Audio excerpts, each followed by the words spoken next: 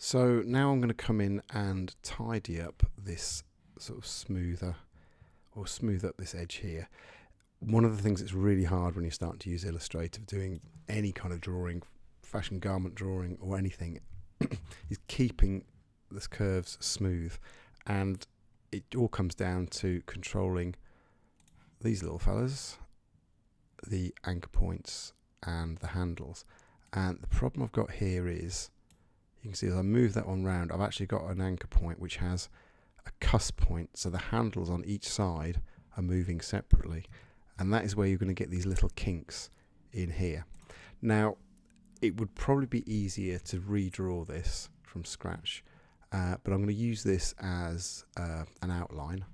So all I'm going to do is just zoom in a little more. I'll quickly draw a line, double click on it, and now I've entered isolation mode. So the whole of my garment is in isolation mode. I can delete that path there. I'm going to redraw just this section here. And the trick when you're drawing these smooth flowing paths is to put an anchor point where the path is going to change direction, or the curve is going to change direction. So it's pretty easy that my first point is going to be in here, and then the curve smooths around here, nice curve there, and then I want to sort of come back on itself, and then it changes direction here as it comes back in a sort of S shape here. So sometimes there's a bit of trial and error, sometimes you get it exactly right. I think this point was probably in about the right point down here. It just needed to be the right kind of point, and then I've got this bulge out here and then straight into the lower hem there. So what I'm going to do is click, I'll use the guides, we'll use the drawing underneath as a guide. I'll click on that anchor point there, and rather than just click to do a straight point, I'll sort of find a point there and just click and pull out with the pen tool. I'll pull out these smooth handles. Now I won't pull them out all the way. I don't want to try and draw the whole thing straight away. What I'm going to do is, well, a bit of trial and error, but I'm going to come into the very end point here and then pull down again and just leave that like that. If I hit the escape key, I'll stop drawing, and if I hit the letter A, that will give me the direct selection tool, because that's what I'm going to use to sort of redraw this or readjust these handles. What I'll do first, just to make it a bit easier to see, just select that and just make it a nice bright colour so it stands out from the background. Then back with my direct selection tool, select the path, and if I select the middle point here, so the trick is to get this point and these handles all balanced out so it gets a nice smooth curve. Now this curve here bulges out more, so it's going to go out further here. So what I need to control is the position of this anchor point here, and then how far this handle and this handle come out to get this part of it, and how far this handle, oops, in there somewhere, and this handle come out. Now at the moment this one hasn't got any handles because I just clicked on it and clicked on here. So what I should do is go in and get with my pen tool underneath there, the anchor point tool, click and drag to pull out a handle there. I won't need this handle on the other side. I won't have a curve going this way, it'll be a straight line there, so I'll just click on that handle to get rid of it. So now I've got a handle that controls this first part of this path, or this path segment, and then this handle here which controls how it comes into this point, and then on the other side, if I click on that path anchor point there, this handle controls how this path leaves that point, and how this handle controls how it enters that point.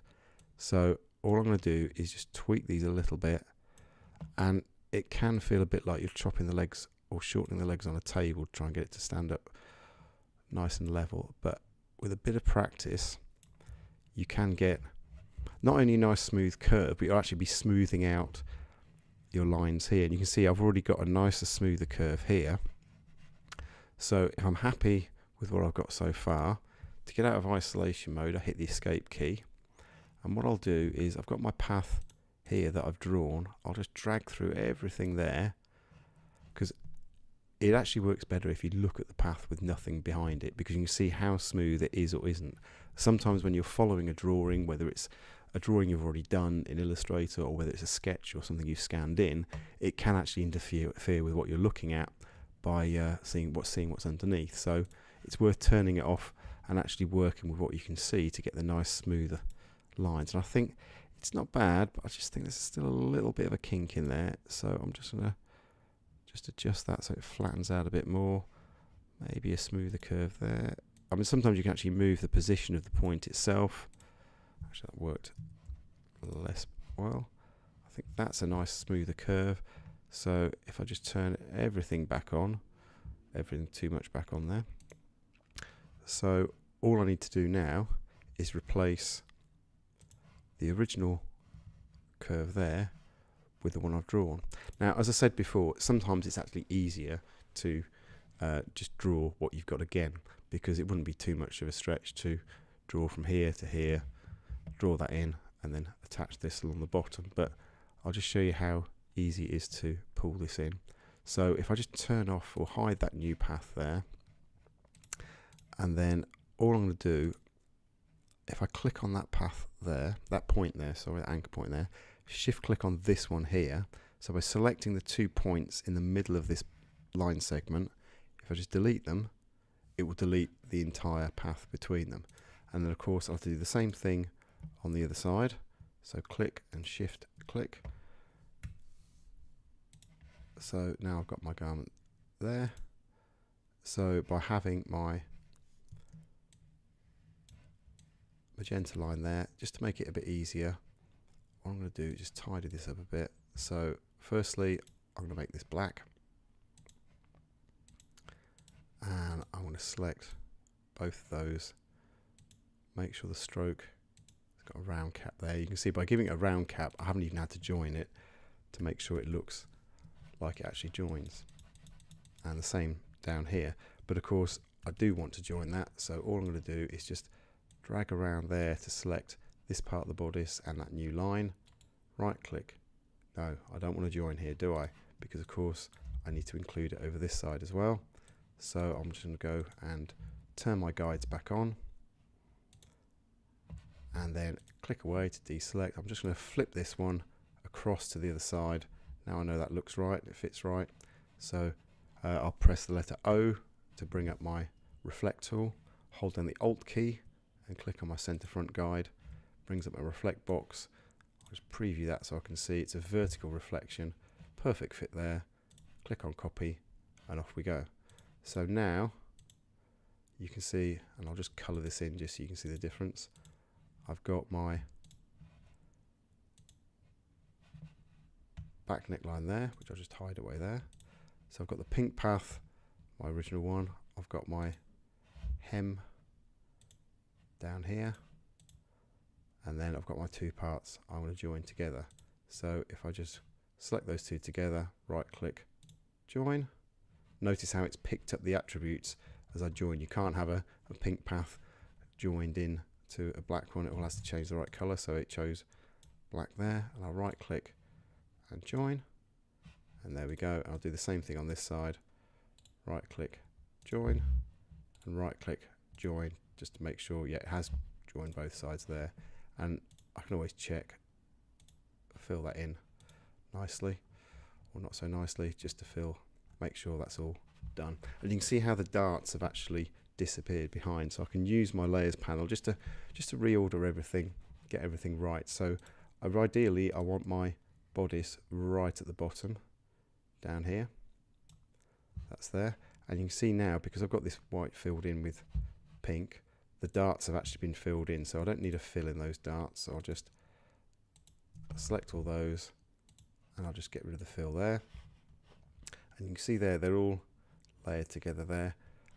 What I'm going to do is collect those together on their own little sub layer. So if I click on the layer there, click on this new sub layer option here, see how it adds the little sub layer there, and I can drag them all onto there by dragging that little blue dot there. And I'll go and label that. And then all I've got to do is reorder everything. So my back neckline, well, that should actually fit behind there. and then I've got my back seam which should go above there, and just to make it a bit nicer, I'll select that back seam even, and just make that a little bit narrower. I'll put it 0.2 of a millimetre there. And if I go and hide my guides, there we go. All I need to do is get rid of that slightly revolting colour there, and there we go. So I've just tidied everything up there.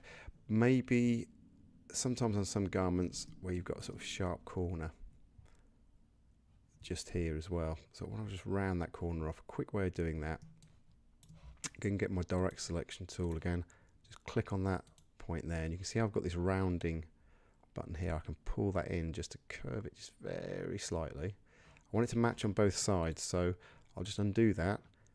I've got that selected. If I hold down the shift key, select on that, click on that side, you can see I've got my rounding, my curving button there. If I pull one of them, because I've got both the points selected, they will both move, and you can see it's just curved just very slightly, just to give a nicer curve. You can do the same thing potentially, I mean any way you like really. I mean you could even do it at the bottom here and so forth. Just a little bit of extra finesse that you can do on your garment.